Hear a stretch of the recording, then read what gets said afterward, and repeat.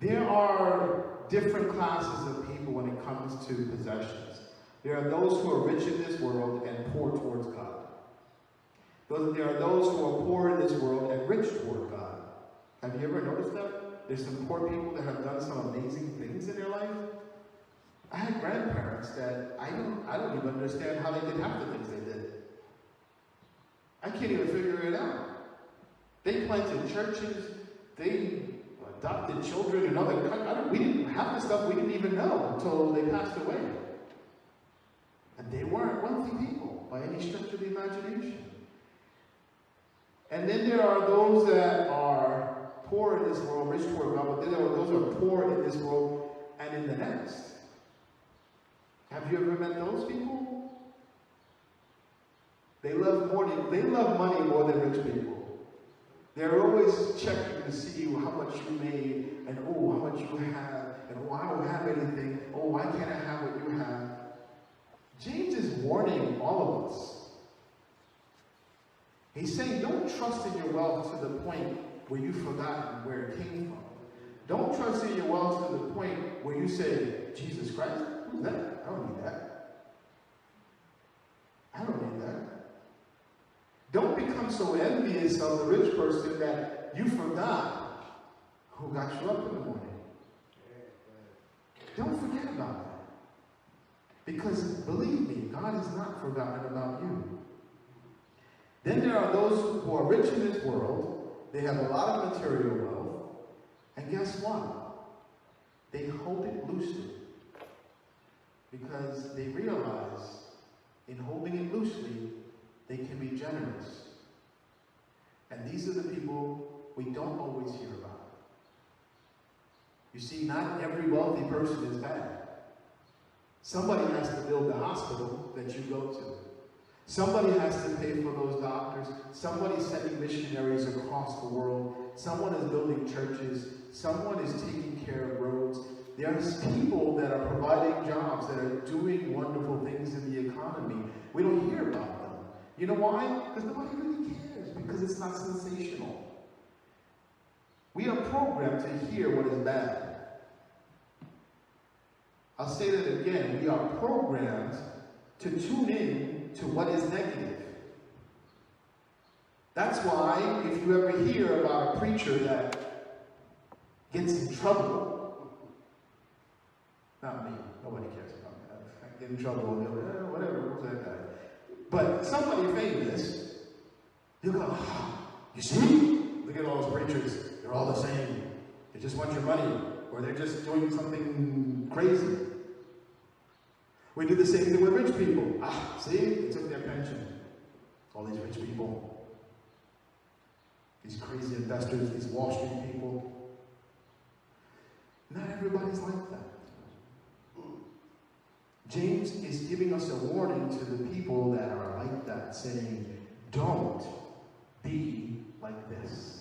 Because God knows what you're doing. He knows where you got the wealth from. He knows how you did it. You know that there are a few things in the Bible that God will not tolerate. He will not tolerate the widow and the orphan being trampled upon. In fact, he warns several times that you better watch out if you take advantage of people that are widowed or orphaned. Because I will personally hear that cry, and you will have some problems with me. It says that the worker should be paid his wages. And James is talking about something, by the way. These are the people that are crying out against you, it says. And it says, the cries of the harvesters have reached the ears of the Lord Almighty. Listen, if you want God to listen to you, make sure it's something that is positive. Make sure that when you get to that moment and you stand before that judgment seat, you want to hear the words, well done, my good and faithful servant.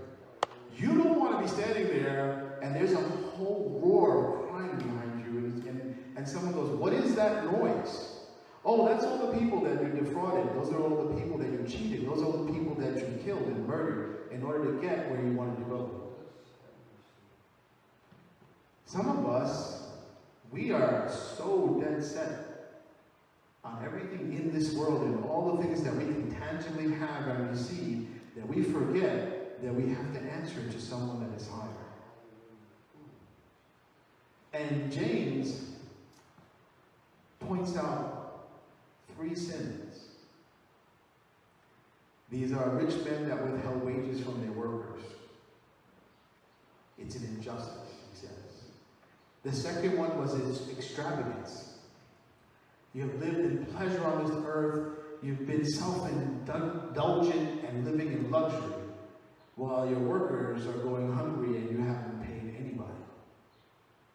And the third was violence against those that are righteous. There are some people that have gained their wealth strictly by violence, intimidation. They use these tactics in order to gain their wealth. And sometimes we glorify this. We watch the gangster movies. We watch all these programs. And we wonder to ourselves, man, look at that guy. Look how wealthy he is. Jesus said to Peter, when he drew that sword, whoever lives by that sword will die by it. There's a lot of people that have died by the bullets that they have used. They've died by the swords and the knives and the clubs and all the other things that they have used to gain their wealth. And James is saying to these people, it's okay to be wealthy. Just don't do it in such a conniving, evil way.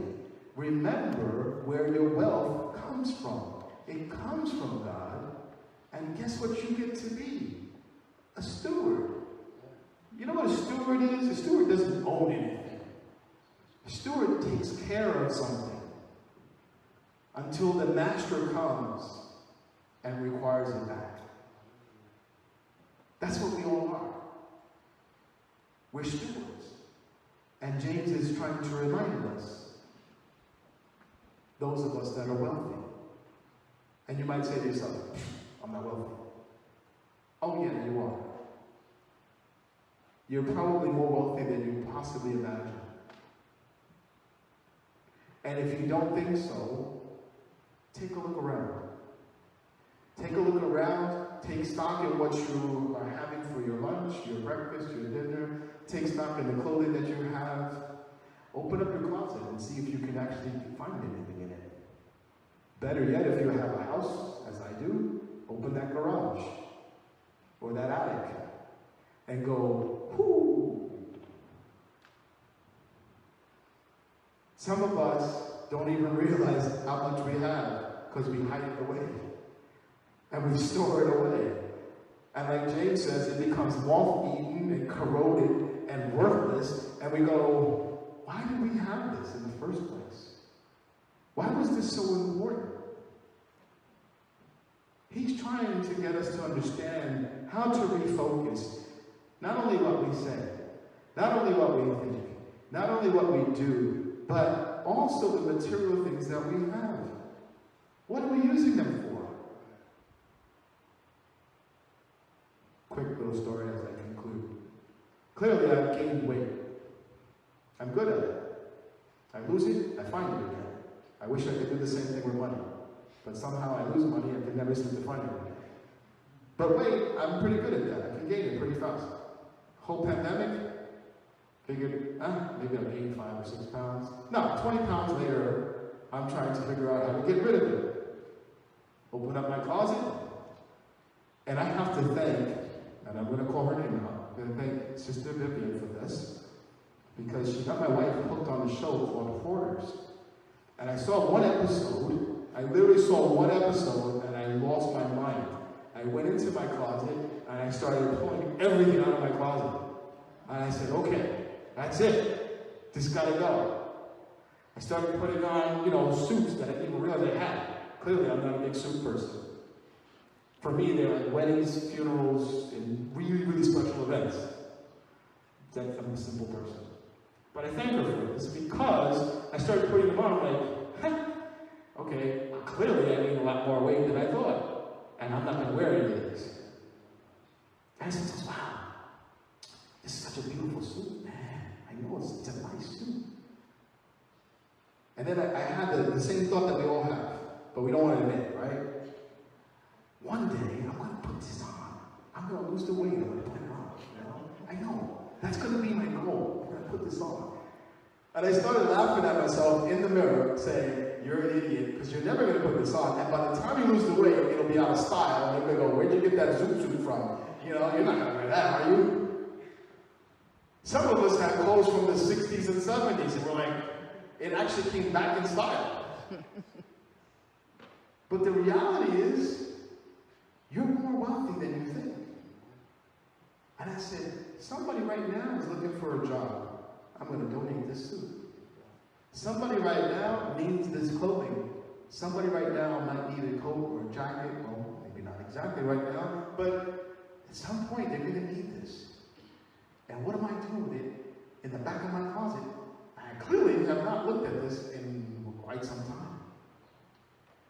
So I'm going to give you a piece of advice. This is just practical advice. I know it's not very theological, but it's helpful. And one of the helpful tips that I got watching this show, and I tell you, if you ever watch the show, I know I'm plugging it, I get it, you will all of a sudden have this urge to clean everything out. And I said, okay. And one of the things that they said on the show is, reverse your hangers. I said, well, that's an interesting little trick. So if you wear something, flip it around, okay? And that means you know you've worn it within the past year. And if you haven't worn it in the past year, which means that you've gone through every single season, right? So, oh, I might need this for the winter. Well, you didn't wear it for 3 winters already. Come on, let's get rid of it. Then you need to go and get rid of it and give it to someone else who could use it, literally use it. And I know there's a lot of people shaking their head. They don't like this. They don't like this sermon. I get it. But I'm also a victim of this. And so I realized something, that I was wealthier than I thought I was. That the things that I had in my closet were going to corrode. They're going to be worthless soon. And James was not just talking to you. He was talking to me. And saying, really? You don't think you're wealthy? Really? You don't think that you're in the same boat as some of these people that I'm talking about?